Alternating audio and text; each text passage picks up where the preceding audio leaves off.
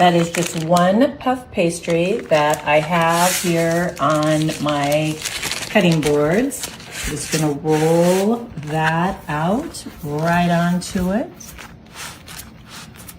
Just like that. I'm gonna flip it over and pull off the paper that's on it. I have some no-bake cheesecake, and I'm going to scoop scoops of that right in the center of our puff pastry. If you can't find this, you could just mix together about 4 ounces of cream cheese with some powdered sugar and vanilla. That would be delicious also. I've got my spatula, and I'm just going to smooth that out right in an even layer on top of that puff pastry. I think that is a nice amount of that. I have my cherry pie filling. You could use any pie filling that you like. This has always been my favorite, cherry cheesecake when I was growing up, so we are going to do that. So I'm just going to do scoops of that right on top of that cheesecake filling. I'm going to take my spatula and just smooth that out so it's covering all of that cheesecake filling. I have my knife, and we're just going to cut some pieces 1 inch apart, angling all the way down of our puff pastry. So just keep going until you have it all the way to the other end of your filling. You don't want to go all the way to the end though. So just like this, and just one more after that. Perfect. I'm going to do the same thing on the other side, just making sure to angle my knife and do about 1 inches apart. I'm going to take those ends and just cut them off. We don't need those, so we'll set those aside.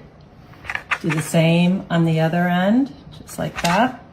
And then we want to take this and fold it up over so we can fold that filling in, just like that. And then we want to braid all the way across. This is such a beautiful, dessert. You could actually serve this at a brunch also. And it's so easy and only a few ingredients. And I always love that. And who doesn't want something that's beautiful, but doesn't take much time?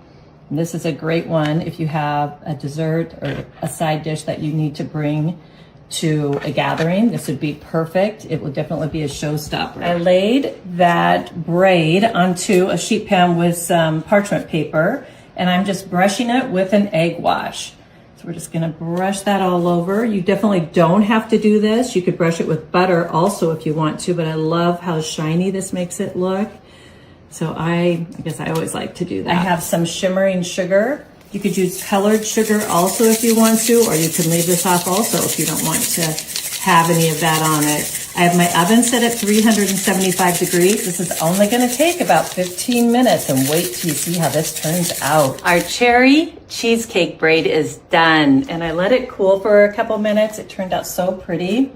So we're just gonna cut this into some pieces, just like that. One more. All right, hoping it's cool enough. I'm just gonna take this one right here. Oh, look at that filling. Oh my gosh.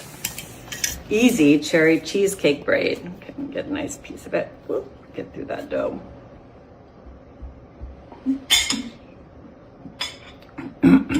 Oh my gosh, that is so delicious. I hope you make this, and if you do, I want a picture. Yum.